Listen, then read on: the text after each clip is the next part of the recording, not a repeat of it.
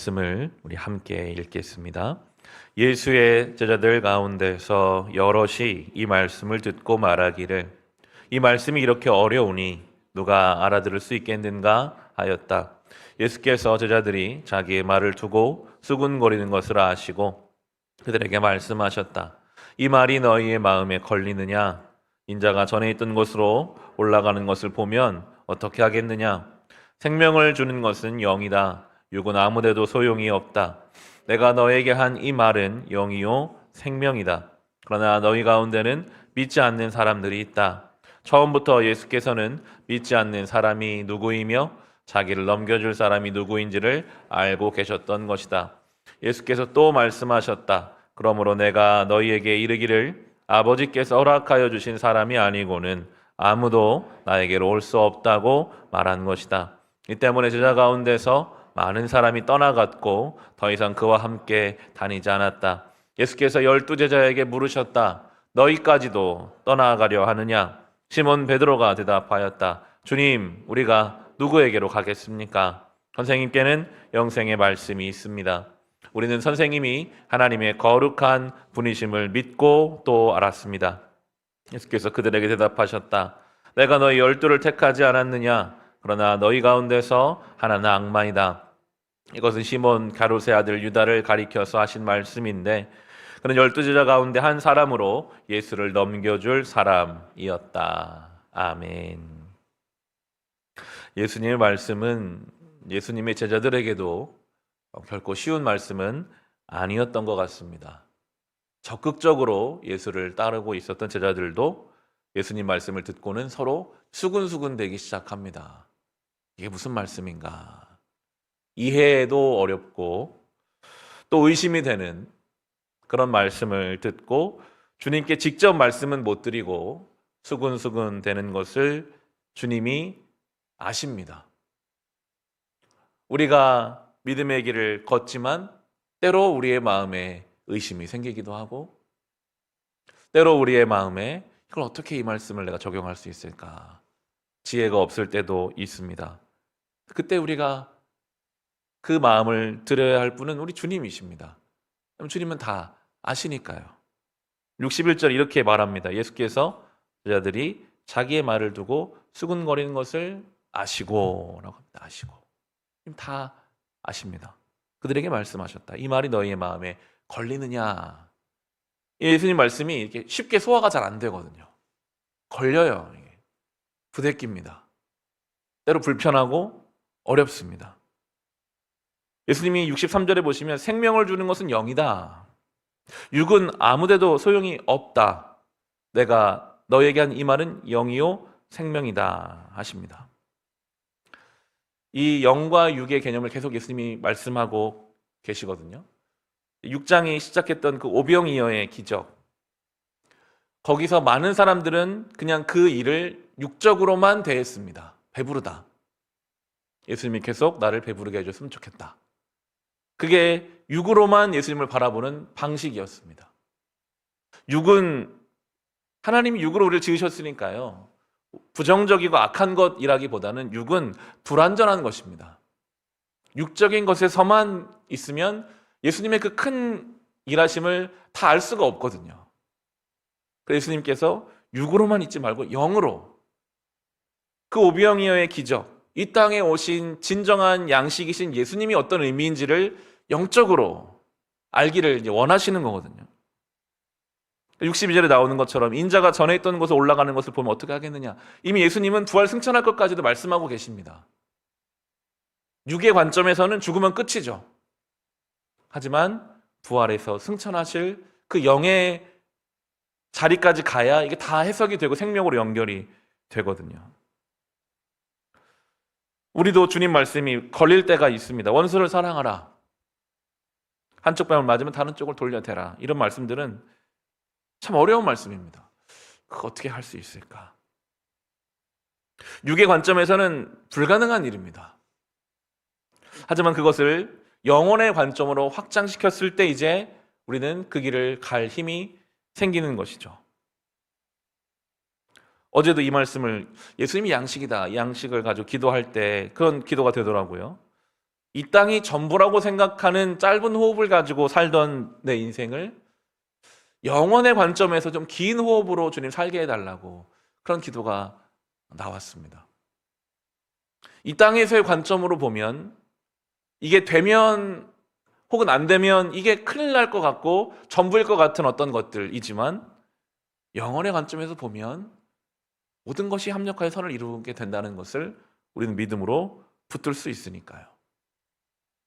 예수님은 그런 생명으로 지금 우리를 부르고 계시는 것입니다. 되면 혹은 안 되면 이 문제가 아니라 이미 십자가상에서 다 이루신 부활 승천하셔서 우리의 생명이 되신 그 주님을 따라오라고 우리를 부르고 계시죠.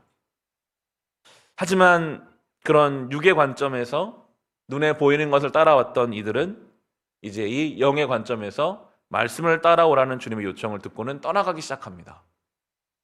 66절을 보시면 이 때문에 제자 가운데 많은 사람이 떠나갔고 더 이상 그와 함께 다니지 않았다 하십니다. 눈에 보이는 기적을 따라왔던 이들이 눈에 보이지 않는 말씀을 듣고는 떠나가기 시작합니다. 무엇을 우리는 따라가고 있는가? 본문 앞에서 돌아보게 하십니다. 나는 무엇을 따르고 있었는가? 떠나는 것을 주님 말리지 않으세요. 심지어 오늘도 나오지만 가룟 유다와 같이 예수님을 파는 것도 말리지 않으십니다. 하나님 우리에게 자유를 주셨거든요. 자유를 주셨습니다. 선택할 수 있고 책임지게 하십니다. 하나님 왜 나 죄 짓는 거 말리지 않으셨어요? 라고 우리가 말할 수 없습니다. 하나님이 자유를 주셨거든요. 우리를 유혹하는 존재가 있죠. 우리를 유혹하는 존재가 있습니다. 하지만 유혹하는 존재는 유혹하는 것까지만 할 수 있지 우리를 죄짓게는 못합니다. 하나님도 우리의 자유를 보장해 주시는데 감히 그런 유혹하는 존재들이 우리를 억지로 죄짓게 할 수는 없습니다. 결국 죄짓는 것도 우리 선택입니다. 하나님 왜 나 죄짓는데 나 말리지 않으셨어요? 그럴 수 없습니다. 결국 선택한 건 나 자신이니까요. 그래서 우리는 더욱더 깨어 있어야 합니다. 어떤 선택 앞에서 어떤 결정 앞에서 이런 사순절 기간이 우리에게 유익한 것은 그 선택과 결정 앞에서 십자가와 예수 그리스도를 묵상하고 바라볼 수 있다면 우리는 깨어서 온전한 길을 선택할 수 있겠지만 주님에 대한 인식 없이 그럼 우리 안에 죄성이 또 드러날 수밖에 없거든요. 순간순간 우리는 선택과 결정 앞에서 떠나갈 것인가 주님 앞에 붙어 있을 것인가 그 결정 앞에 있거든요. 예수님이 이제 물으세요. 67절에부터 보시면 너희도 이제 가르느냐 이제 물으세요. 이 물음이 12 제자에게 물으시는 물음이 저는 오늘 우리에게 묻는 물음이라고 믿습니다. 너희도 가르느냐? 실은 많은 사람들이 주님을 떠나가고 있거든요. 세속적인 것에, 물질적인 것에, 육적인 것을 향해 떠나가고 있습니다. 다수가 떠나가고 있습니다. 지금 현실은 그렇습니다. 본문의 정황도 그렇고 우리도 그렇죠. 교회라는 이름으로 또 목회자라는 자리에서 사람들이 겉모습은 신앙이 있는 것 같으나 물질과 욕심과 세속을 쫓아가는 사람들이 많은 시대잖아요. 우리에게 물으세요. 너희도 가려느냐? 눈에 보이는 거, 당장에 유익되는 거 그거 따라가려느냐? 베드로가 말합니다. 주님 우리가 어디로 가겠습니까? 생명의 말씀이 여기 있는데 저희가 어디로 가겠습니까? 요한복음 계속 이것을 강조합니다. 말씀과 생명, 육신과 죽음 어디를 따라갈 것인가? 베드로는 그런 고백을 하죠. 69절에 보면 우리는 선생님이 하나님의 거룩한 분이심을 믿고 알았습니다 합니다. 아직은 다 몰라요. 베드로가 사실은 먼저 믿은 거죠. 믿음으로 알게 됩니다. 베드로가 거기 붙어 있습니다.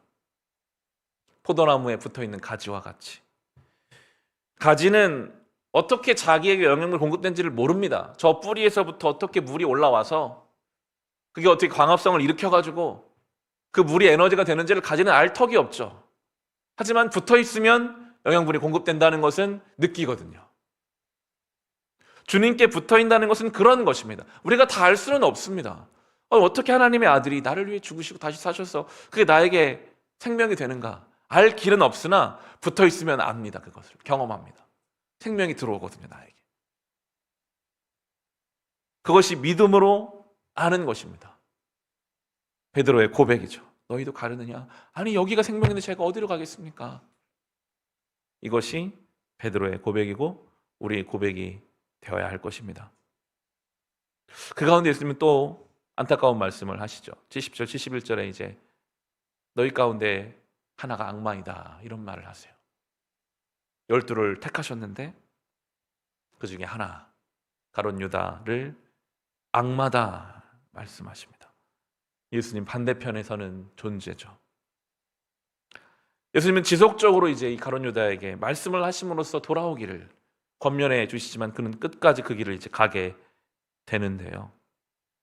12 가운데 하나라는 것을 저는 그렇게 적용해 보게 되더라고요. 나를 선택해 주셨는데 내 인생 가운데 혹시 어느 부분이 이렇게 악마적인, 하나님 반대편에 있는, 예수님 반대편에 있는 성향은 나에게 없을까? 있는 것 같아요.